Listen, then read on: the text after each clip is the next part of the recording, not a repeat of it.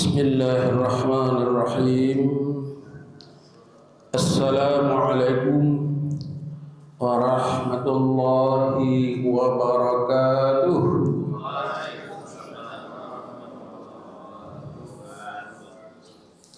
Alhamdulillahilladzi khalaqal insana fi ahsani taqwim. Asyhadu an la ilaha illallah wahdahu la syarika lah wa asyhadu anna Muhammadan abduhu wa rasuluhu la nabiyya ba'dah. Allahumma shalli wa sallim wa barik ala Muhammad wa ala alihi wa ashabihi ajma'in. Thumma faqala Allahu ta'ala fil Qur'anil Karim, na'udzu billahi minasy syaithanir rajim. Bismillahirrahmanirrahim. Ya ayyuhalladzina amanu kutiba 'alaikumus shiyam kama kutiba 'alal ladzina min qablikum la'allakum tattaqun. Wa qala Rasulullah sallallahu alaihi wasallam, kam min sha'imin laisa lahu min siyamihi illa al-ju'i wal 'atash. Shadaqallahul azim wa sadaqa Rasulullahul karim. Bapak-bapak dan ibu jamaah subuh Masjid As-Sakinah yang dirahmati Allah, pertama-tama marilah kita sama-sama bersyukur kepada Allah Subhanahu wa ta'ala dengan mengucapkan Alhamdulillahirabbil alamin. Selanjutnya selawat beriring salam tidak lupa pula kita sampaikan kepada junjungan kita Nabi besar Muhammad sallallahu alaihi wasallam. Allahumma shalli ala Muhammad wa ala ali Muhammad. Yang mana beliau sudah bersusah payah membawa kita minaz zulumati ilan nur, dari alam kegelapan kepada alam yang terang benderang seperti sekarang ini. Bapak-bapak dan ibu yang dirahmati Allah, tanpa terasa bulan Ramadan sudah di depan mata, yang mana di bulan Ramadan itu orang-orang yang beriman diwajibkan untuk berpuasa, sebagaimana firman Allah, yaitu ya ayyuhalladzina amanu kutiba 'alaikumus shiyam kama kutiba 'alal ladzina min qablikum la'allakum tattaqun. Wahai orang-orang yang beriman, diwajibkan kepada kamu berpuasa sebagaimana diwajibkan kepada orang-orang sebelum kamu. Mudah-mudahan kamu menjadi orang-orang yang bertakwa. Puasa bulan Ramadan adalah suatu keistimewaan. Di dalam bulan Ramadan banyak keistimewaan. Di antaranya bulan yang penuh rahmah, bulan yang penuh berkah, dan bulan yang penuh maghfirah. Kata Rasulullah sallallahu alaihi wasallam, "Lau ta'lamu ummati ma fi Ramadan la tamannau an takunu sanatu kullaha Ramadan." Jikalau tahulah umatku tentang keistimewaan atau keutamaan bulan Ramadan, pastilah umatku memohon kepada Allah, ya Allah, jadikanlah bulan-bulan yang lainnya menjadi bulan Ramadan. Oleh karena itu Bapak-bapak dan Ibu, mudah-mudahan Ramadan yang akan datang ini akan kita isi dengan beribadah sebanyak-banyaknya. Dan mudah-mudahan ibadah selama bulan Ramadan tidak sia-sia. Bapak-bapak dan Ibu yang dirahmati Allah, maka oleh karena itu sudah saatnya kita melihat persiapan diri. Apa saja yang telah kita persiapkan selama ini untuk menyambut bulan suci Ramadan. Sekiranya kita persiapan kita masih kurang atau masih sedikit, maka marilah kita manfaatkan sisa-sisa bulan Sya'ban ini dengan beribadah sebanyak-banyaknya. Mudah-mudahan kita tetap konsisten untuk menghadapi bulan suci Ramadan ini. Untuk menghadapi bulan suci Ramadan, kita haruslah mempersiapkan diri. Mempersiapkan diri itu bukan saja hanya mengerjakan ibadah sebanyak mungkin, tetapi mempersiapkan diri itu tidak kalah pentingnya adalah yaitu mempersiapkan diri untuk mengetahui hal-hal yang akan merusak puasa itu. Banyak kaum muslimin dan muslimat yang tidak tahu tentang hal-hal yang merusak puasa. Banyak kaum muslimin dan muslimat yang tahu hanya adalah hal-hal yang membatalkan puasa. Jadi dalam melaksanakan ibadah puasa Ramadan, ada hal-hal yang membatalkan puasa dan ada pula hal-hal yang merusak puasa. Apa perbedaannya Bapak-bapak dan Ibu? Kalau kita melakukan hal-hal yang membatalkan puasa, maka di saat itu puasa kita batal dan wajib kita menggantinya di hari yang lain. Tetapi kalau kita mengerjakan hal-hal yang merusak puasa, puasa kita tidak batal, tetapi nilainya tidak ada di sisi Allah Subhanahu wa taala. Itu maka Rasulullah bersabda, "Kam min shaimin laisa lahu min siyamihi illal ju'i wal atas." Banyak orang yang berpuasa tetapi ia tidak mendapatkan apa-apa dari puasanya kecuali ia mendapatkan haus dan lapar saja. Bapak-bapak dan Ibu yang dirahmati Allah, dalam kesempatan ini saya akan mencoba menyampaikan kepada Bapak-bapak dan Ibu tentang hal-hal yang akan merusak puasa kita. Kata Rasulullah sallallahu alaihi wasallam, "Khamsyatun asya' tuhbitus shaum." Ada 5 macam hal-hal yang akan merusak puasa.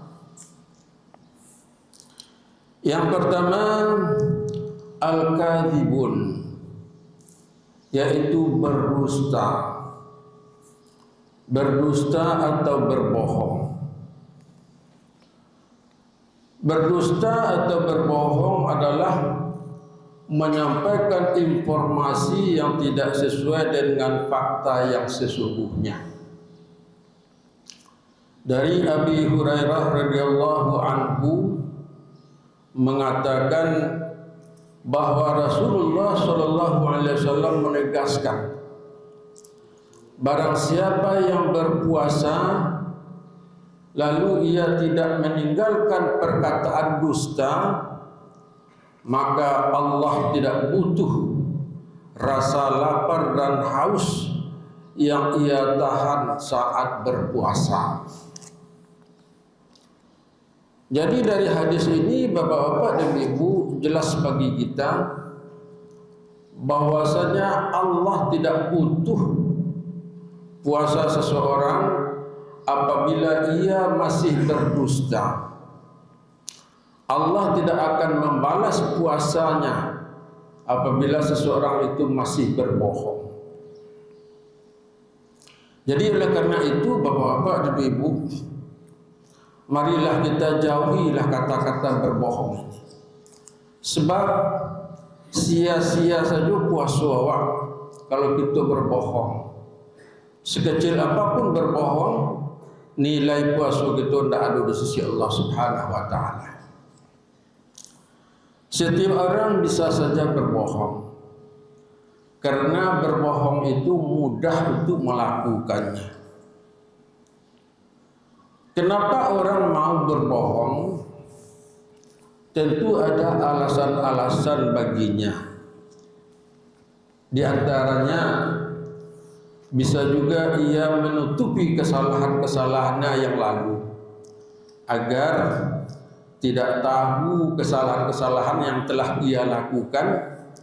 Kalau sempat tahu orang lain, dia tentu akan malu atau ia tidak dipercayai lagi oleh orang lain. Jadi oleh karena itu jauhilah sifat berbohong. Bahkan Allah sendiri melarang untuk berbohong.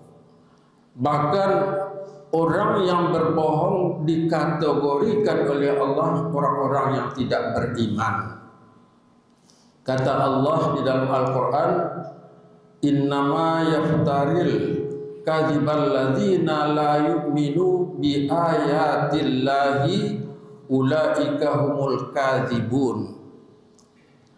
Sesungguhnya orang-orang yang mengada-adakan kebohongan hanyalah orang-orang yang tidak beriman dengan ayat-ayat Allah.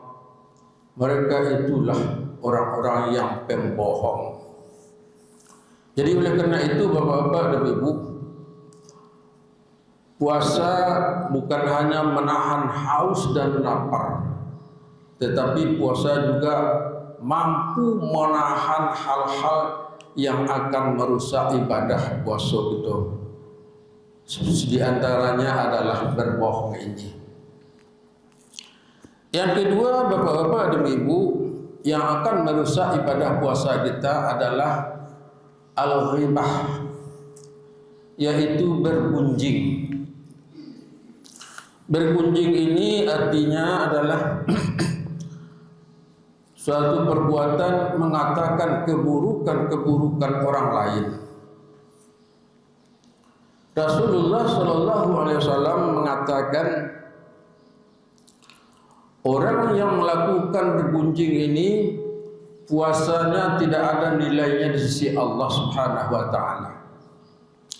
Bahkan orang yang melakukan bergunjing ini bagaikan ia memakan daging saudaranya sendiri yang sudah mati.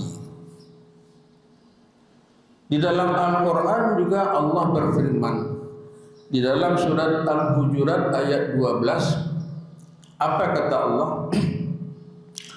Ya ayyuhalladzina amanu jtanibu katsiran minadh-dhann inna ba'dadh-dhanni ismun wa la tajassasu wa la yaghtab ba'dukum ayuhibbu ahadukum ayyakula maitam fakarihtumu.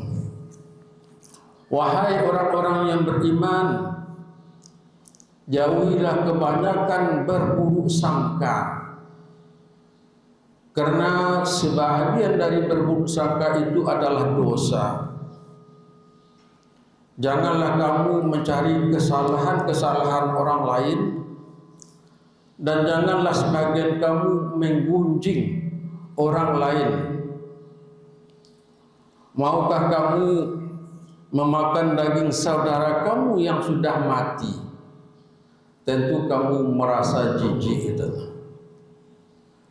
Di dalam ayat ini Allah mengingatkan kepada orang-orang yang beriman tentang 3 hal. Yang pertama, jauhilah kebanyakan berburuk sangka. Yang kedua, jauhilah mencari kesalahan-kesalahan orang lain. Yang ketiga, jauhilah menggunjing orang-orang lain. Di dalam ayat ini Bapak-bapak dan Ibu, Allah mengibaratkan orang-orang yang melakukan tiga hal ini ibaratnya adalah seperti kita memakan daging saudara kita yang sudah mati. Jadi artinya orang yang melakukan yang tiga hal ini Allah akan jijik melihat kita sebagaimana kita memakan daging saudara kita yang sudah mati. Jadi oleh karena itu jauhilah sifat-sifat ghibah ini. Karena sifat ghibah ini bisa menimbulkan pertengkaran, bisa menimbulkan pembunuhan dan lain-lain sebagainya. Semakin banyak kita berghibah, semakin banyak pula timbul hal-hal yang negatif. Yang ketiga Bapak-bapak dan Ibu, yang merusak puasa kita adalah an-namimah. Artinya an-namimah itu adalah mengadu domba. Jadi an-namimah atau mengadu domba ini Bapak-bapak itu adalah haram hukumnya di dalam agama Islam. Karena mengadu domba ini bisa menciptakan pertengkaran atau perkelahian antara dua kelompok. Yang mana dua kelompok ini selama ini adalah akur-akur, sa'yo sakato saja. Karena ada mengadu domba, akhirnya kedua belah pihak ini bisa menjadi perpecahan, bisa menjadi pertengkaran, dan bahkan bisa saling berbunuh-bunuhan. Bahkan suami istri bisa berpisah. Inilah bahayanya mengadu domba. Jadi oleh karena itu mari kita jauhi sifat-sifat mengadu domba ini. Yang keempat, Bapak-bapak dan Ibu, hal-hal yang merusak puasa kita adalah an-nazaru bisyahwat, yaitu memandang dengan penuh syahwat. Puasa digunakan adalah untuk mengontrol hawa nafsu. Sangat disayangkan bagi orang-orang yang berpuasa tetapi dia tidak mampu mengontrol hawa nafsunya, sampai ia melihat terus-menerus sampai menimbulkan birahi.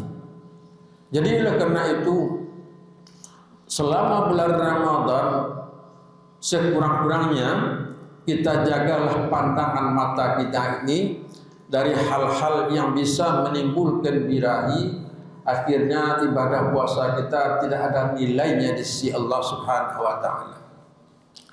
Orang yang menjaga pandangannya selama bulan Ramadan ini adalah merupakan orang-orang yang berusaha menjaga dirinya dan menjauhkan dirinya dari perbuatan khalwat.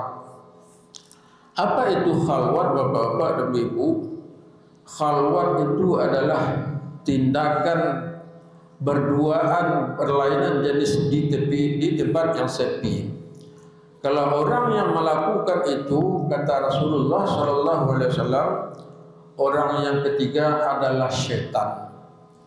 Dan syaitan ini akan mendorong orang yang melakukan khalwat ini untuk melakukan dosa besar, yaitu untuk berzina. Kata Allah, la taqrabuz zina innahu kana fahisyatan wa sa'a sabila. Dan janganlah kamu mendekati zina, karena zina itu perbuatan yang keji dan adalah jalan yang sangat sesat. Jadi oleh karena itu marilah kita jauhi hal-hal tersebut. Yang kelima Bapak-bapak dan Ibu, yang terakhir yang akan merusak ibadah puasa kita adalah al-yaminul ghumus. Artinya yaitu melakukan sumpah palsu. Sumpah palsu.